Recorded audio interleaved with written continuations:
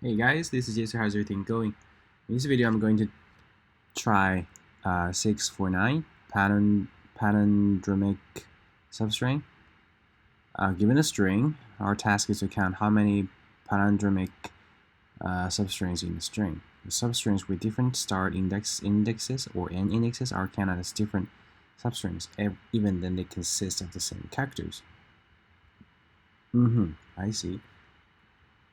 So for example, input is ABC. For each single letter, it is a palindrome, right?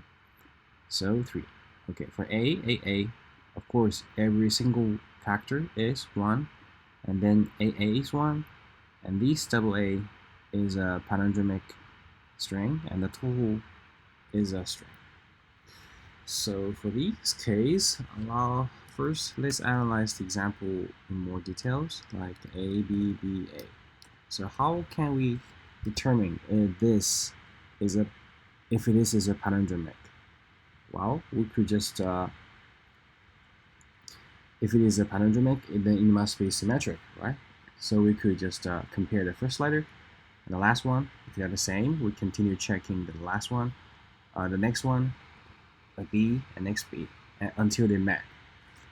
So this is one palindrome, and this costs us linear time, right? So for the for a real example, this is for the full string. What about substrings? Well, for substring we can do the same. Like how many substrings are there? Substring in total from considering the starting index and index, there will be quadratic ones, right? Substring. So if we do this roughly, it will cost us, I think, is cubic time. Could we improve it? Well, if we check, let's analyze the example here.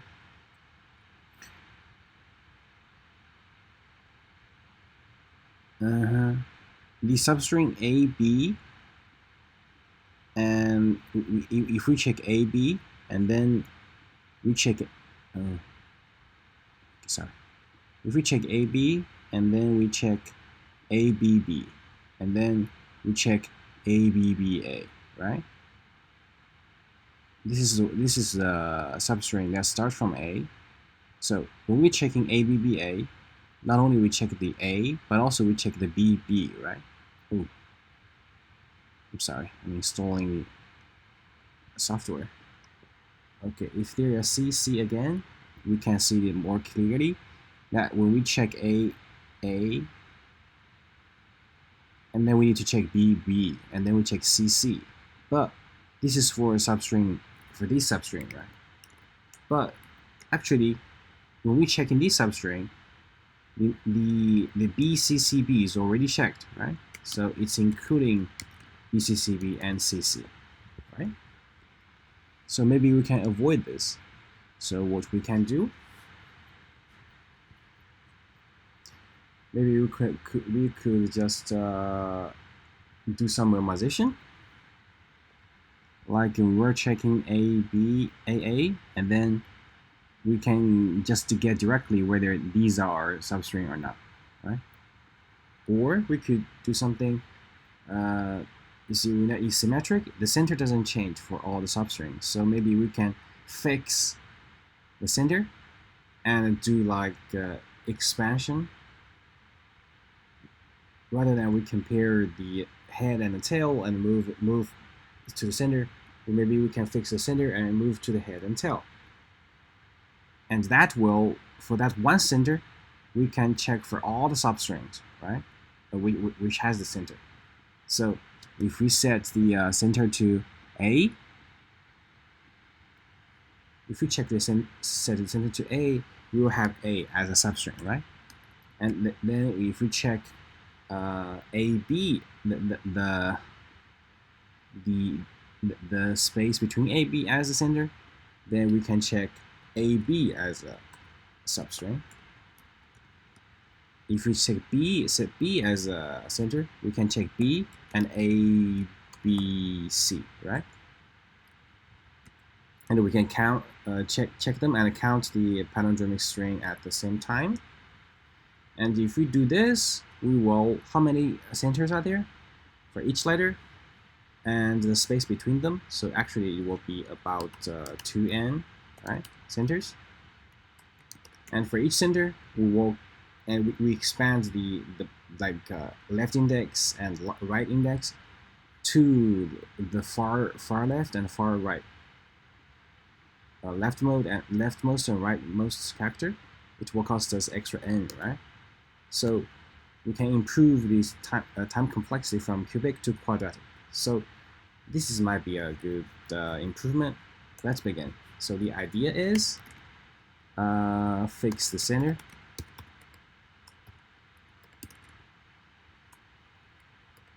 And expand to all the substring.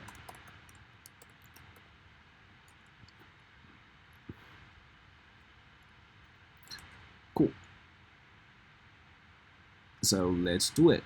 So of course we have the count, right? So the result default to 0. Now we need to move around the center. The center will start at the first 0, and this is 1,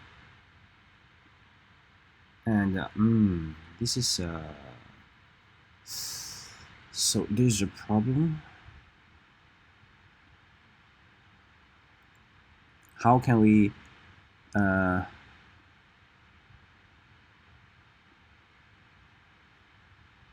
well, if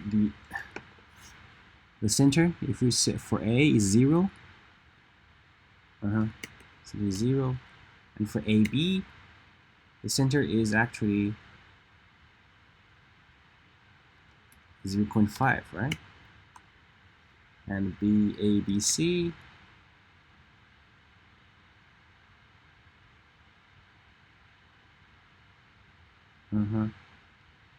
is 1, right? The rightmost will be, okay, so we actually will move the index by 0.5. And when it is 0.5, we need to get the math floor and math ceiling, right? Okay, so for let center equals 0 and the center smaller than s.length, center plus not 1 but 0.5. Okay, now we need to count the start index from left and right? So let left equals math floor center, let right equals math ceiling center. This if the center is integer like 0, this will actually be the same. Okay, so we will continuing. Okay, yeah. While left, we move left to the left, right? So while left is bigger or equal to 0, and the right is smaller than s.length. While these holds, we will continue move them. So move decrement 1, right plus 1, right? We will check if the s left, if it is equal to s right,